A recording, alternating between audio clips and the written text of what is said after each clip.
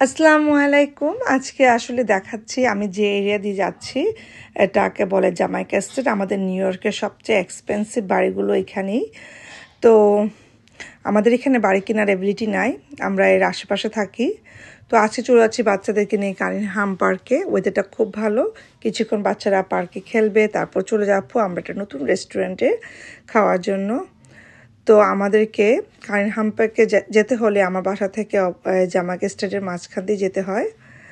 তো চলে যাচ্ছি, বাচ্চাদেরকে পার্কের খেলাধুলা শেষ হওয়ার পর আমরা চলে যাচ্ছি আমাদের কাঙ্ক্ষিত সেই আফগানি রেস্টুরেন্টে,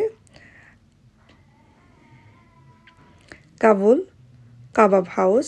দেখতে পাচ্ছেন আমি লোকেশনে চলে আসছি। আজকে ছিল সানডে, আমাদের পার্কিং ফ্রি, সো কোনো টেনশন ছিল না পার্কিং নিয়ে। এই সেই কাঙ্ক্ষিত। তো আমরা এক ব্লক আগেই গাড়িটা রেখেছি। দেখেন কাবুল কাবাব রেস্টুরেন্ট, যেটা একদম বাহির থেকে আপনার দেখালাম। এরিয়াটা খুব সুন্দর, পরিষ্কার পরিচ্ছন্ন, অনেক ভ্যারাইটির এখানে মেক্সিকান ফুড আছে, স্প্যানিশ ফুড, বিভিন্ন রকমের ড্রিঙ্কসের দোকান আছে। লং ভিডিও নিয়ে হাজির হয়ে গেলাম। ডাঙ্কেন আছে, বিভিন্ন রকমের বোবার দোকান আছে। আসলে জায়গাটা খুবই বিজি একটা এরিয়া। চলে যাচ্ছি, তো আমরা চলে যাচ্ছি ভিতরে। অনেক সুন্দর করে কাবাব বানাচ্ছে, আপনাদেরকে দেখালাম। এখানে খাবার পিক আপ করে ফোনে অর্ডার দিয়ে আবার আপনি যে রেস্টুরেন্ট যেতে পারেন, রেস্টুরেন্ট থেকে ওদের ডেলিভারিটাই বেশি। তো আমরা চলে যাচ্ছি একটু ফ্রেশ হয়ে খানা খেতে বসবো, অর্ডার ছিল সানডে আর দিয়ে দিলাম। তো আমরা এখন খাবারের জন্য অপেক্ষা করছি। নিরিবিলি যে আমরা আমাদের খাবার চলে আসবে, কিন্তু কাস্টমার আসা শুরু হয়ে গেছে। আমি আপনাদের তাদের রাতে বেলা ডিনার করার জন্য কিন্তু জায়গায় পাওয়া যায় না। হালাল খাবার, হালাল কাবুল মঙ্গলবারে কিন্তু যেহেতু আমাদের কাবাব ভীষণ ভালো লাগে, শুধু আমি না, আমার ছেলে মেয়ে, আমার পরিবারে প্রত্যেকেই কাবাব ভীষণ পছন্দ করে। তাই আমাদের জন্য এটা হচ্ছে পারফেক্ট। যারা কাবাব লাভার তারা অবশ্যই একবার হলো ভিজিট করবেন। যেটা আমরা মানে এত সুস্বাদু, প্রায় কাছাকাছি। আর কুইন্সের মেইন স্ট্রিটে 42nd আমি খুব কমই খেয়েছি, ফ্রেশ আপনাকে তৈরি করে যে দিবে। কেউ বাসে করে যেতে পারবেন, কেউ যদি বলে আমি ড্রাইভ করব না, বাস কাম্বুটা ছিল অসাধারণ। আর সাথে আমরা চিকেন টিক্কাটা নিয়েছিলাম। তো 6জন মানুষের যে পরিমাণ খাবার আমরা নিয়েছি, লং আইল্যান্ডে কিন্তু আপনি গাড়ি না থাকলে যেতে পারবেন। লং আইল্যান্ড যা বলছিলাম যে দুপুরের লাঞ্চে 6জন মানুষের জন্য যে পরিমাণ আমরা খাবার নিয়েছি, খাবার চলে আসছে, আমাদের খাবার অনেক বেঁচে গিয়েছিল, যেগুলো কিনা আমাদের রাতের বেলা বিভিন্ন রকমের আলহামদুলিল্লাহ। ছোটখাটো অর্ডার।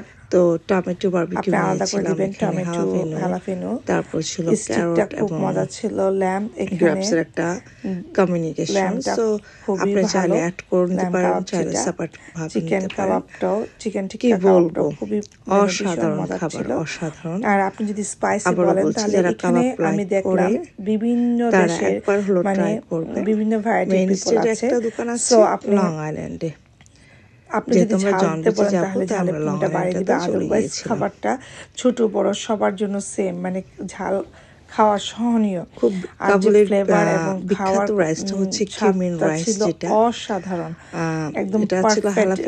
বারবিকিউ অসাধারণ ভালো লেগেছে। কাবাব এমন হওয়া উচিত। আর তাদের একটা খাবার পরে চলে আসলো যেটা কাঠমন দিয়ে মিল্ক কাস্টার্ড, মানে এলাচির পাউডার দিয়ে। তো আমরা আসলে এনজয় করেছি। আমাদের লাঞ্চ শেষ করার পর যেটা ছিল সেটা দিয়ে আমাদের রাতে ডিনার হয়ে গেছে। তখন আসলে বুঝে না, বাচ্চারা খাওয়া দাওয়ার পরে চলে যাব পাশের দোকানটায় ছিল একটা বুবার দোকান, আমরা দুপুরে অর্গানিক, অসাধারণ টেস্ট, মানে কি বলবো।